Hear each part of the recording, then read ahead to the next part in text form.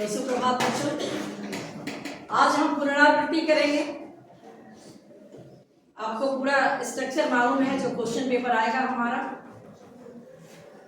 क्या क्या आएगा, क्या क्या हमें पढ़ना है। व्याकरण, तो व्याकरण को पहचान लीजिए।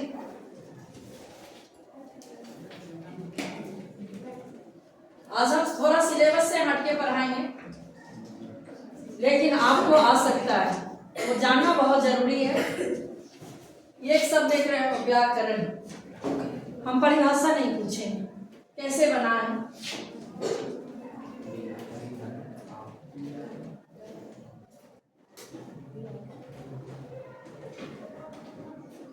जब आपको कोई शब्द का अर्थ समझ में नहीं आए तो उसको तोड़ना है।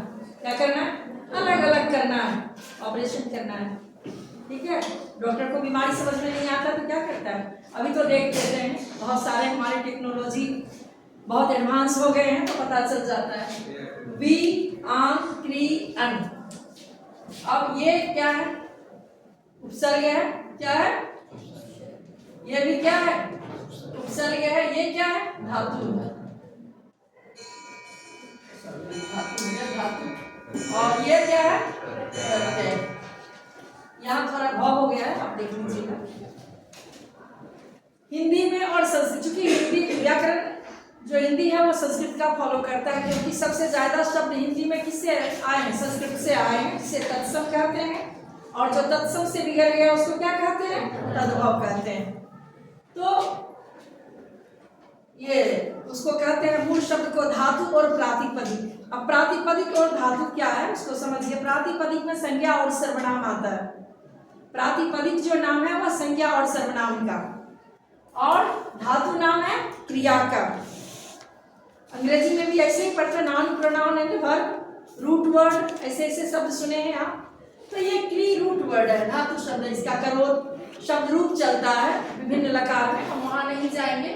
वी आर क्री, आपको लगता है कि वी आर क्री अन ये कहा गया तो इसका लोप हो गया। संस्कृत में सोलिड सूत्र है, कंडीशन है कि इस कंडीशन में ये उठ जाएगा बी आर क्री अन।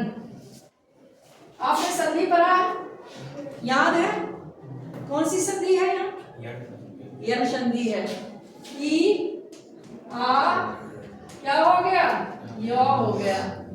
य से आ मिला, क्री से अर हो के कर हो गया, और कर से अन मिला, करण हो गया। व्याकरण, व्याकरण भाषा को स्थायी रूप देने के लिए हम पढ़ते हैं। अब जब हम हिंदी भाषा की बात करते हैं तो वर्ण से चलते हैं। किसी भी भाषा को पढ़ने के लिए हम सबसे पहले वर्ण को ही पढ़ते हैं। क्योंकि हिंदी भाषा बहुत ही वैज्ञानिक भाषा है, वर्ण के उच्चारण बहुत ही सोलिड बताए गए हैं कि महर्षि पाणिनि के व्याकरण पर यह आधारित है। किस वर्ण का उच्चारण कहाँ से होगा यह पूरा सिद्धांत है। यही कारण है कि क के जैसा चौ नहीं होता है, चौ के जैसा पौ नहीं होता है, सबके अलग अलग। जहाँ से जो वर्ग उच्चरित होते हैं, जहाँ से निकलते हैं, वो एक ही क्लास में रखे गए हैं, जिसे वर्ग कहते हैं। क वर्ग, च वर्ग, ट वर्ग, त वर्ग और प वर्ग। अब देखिए, प वर्ग का उच्चारण स्थान आपने प्रीवियस क्लास में पढ़ा, ओष्ठ है। बिना ओष्ठ के प बोल सकते हैं? प क्लास में जितने भी वर्ण है देखिए, प, फ, ब, भ, म, ठीक है। अब च का उच्चारण स्थान तालु है, जो हार्ड प्लेट होता है, दांत से ऊपर वाला भाग। च, छ, ज, झ, य। ट का मूर्धा है, और हम अपने टंग को बेंड करते हैं, जीभ को मोड़ते हैं तो टवर्ग होता है। ट, ठ, ड, ढ, न। अब मैं ये उच्चारण स्थान पर इसलिए गई हूँ क्योंकि जब आप लिखते हैं तो बड़ी डाउट होती है, कहाँ तालव्य श होगा, कहाँ मूर्धन्य श होगा, कहाँ दंत श होगा, क्योंकि यह तीन तीन है। अगर अब आपको उच्चारण स्थान मालूम है तो गड़बड़ नहीं होगा। अब देखिए, संस्कृत में एक सूत्र है, रीटू रसाना मूर्धा। यह पानी का रीटू रसाना मूर्धा, ये इसका नाम मूर्धा है, इसका उच्चारण मूर्धा से। अब र, स, न, ये तीनों पड़ोसी है ना, तो तीनों साथ साथ चलेगा। कहाँ चलेगा? साथ साथ चलेगा। अभी ये टवर्ग भी आया, टवर्ग में अब देखिए जब हम राष्ट्र लिखते हैं तो कौन सा लिखते हैं, मूर्धन्य स लिखते हैं ना। हम कष्ट लिखते हैं तो कौन सा लिखते हैं, हम भ्रष्ट लिखते हैं। जहां जहां टवर्ग का कोई भी अक्षर आएगा, र आएगा यहाँ, तो ये सब इकट्ठा होगा, एक जगह लिखा जाएगा। ये स मूर्धन्य स र के साथ आएगा, ये न के साथ आएगा और टवर्ग के साथ आएगा। समझ में आ गया? तो हमें ध्यान रखना है जब हम लिखते हैं। समझ में आया? अब ऋतु रसानां तालु इचु यशानां तालु, ऋतु रसानां मूर्धा। दूसरा सूत्र है इचु यशानां तालु, इचु यशानां तालु। तालु हमारे दांत के जस्ट ऊपर वाला भाग, आप चौ बोल के देखो तो पता चल जाएगा तालु कहाँ है। ई चौ मतलब चवर्ग, य श। अब जब हम यश लिखते हैं तो क्या लिखते हैं, यश। और कोई शब्द ऐसा आप देखिए आपको तालु में श मिलेगा, चवर्ग के साथ, च के साथ कौन वाला स, ये वाला स, ट के साथ ये वाला स। अब दंत्य स किससे मिलेगा, दंत्य जिसको हम दांत से बोलते हैं। तीनों स का उच्चारण तीन जगह से, एक का होता है तालु से यश, एक का होता है मूर्धा से षटकोण, एक होता है दंत से पैसा। तो ये हो गया। और ऋतु लसानां दंता, तीसरा है ऋतु लसानां दंता। अब देखिए यहाँ तवर्ग आया, ल आया, श आया और न, तीनों तो इसे ना के लिए इसके लिए आया है, नौ में इसका कोई ये नहीं है। ये तवर्ग को लीजिएगा तो ये तीनों स का हो गया। समझ में आया? तो जहां तीनों स में हमें कंफ्यूजन होगी, थोड़ा सा दिमाग लगाना है। जब आप पढ़ते रहोगे तो मैजिक जैसा देखना, यहाँ ये स है, कौन सा अक्षर है। बहुत ज्यादा समय नहीं देना है, बीइंग अ 10th स्टूडेंट पर ध्यान में रखना। एक तो ये हुआ, इसको हो गया, ऐड कर लीजिए, स्लाइड नहीं करना था। अब हम दूसरी देखते हैं। जब हम लिखते हैं तो कई बार हम उपवाक्य को जोड़ते हैं। किसको जोड़ते हैं, उपवाक्य को जोड़ते हैं, दो शब्द को जोड़ते हैं, शब्द को भी जोड़ते हैं, उपवाक्य को भी जोड़ते हैं। आपने प्रधान उपवाक्य और आश्रित उपवाक्य पढ़े हो ना, हमारे सिलेबस में भी है। वाक्य जब हम पढ़ते हैं, वाक्य अच्छा खासा सिलेबस है हमारा, 4 नंबर का वाक्य। अंग्रेजी में इसको कहते हैं सेंटेंस। वाक्य के दो भेद यहां हम चलते हैं, प्रधान उपवाक्य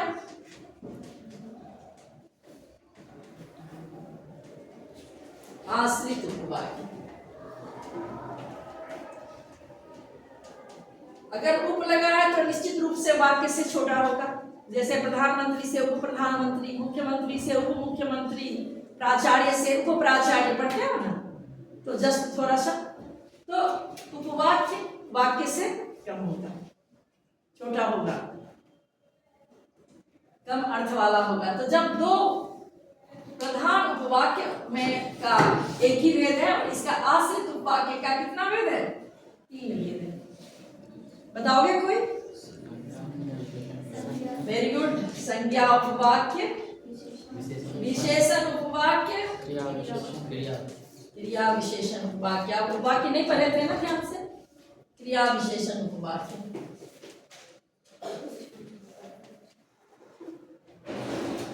अब अंग्रेजी में आप क्लॉज पढ़े हो तो सेम है, नाउन, एडजेक्टिव एंड एडवर्ब। दो प्रधान उपवाक्य से आश्रित उपवाक्य जुड़े रहते हैं। ठीक है, आपको पहचानने के लिए दिया जाता है क्वेश्चन में कि इसमें कौन प्रधान उपवाक्य है और कौन आश्रित उपवाक्य है। क्लियर? समझ में आ रहा है?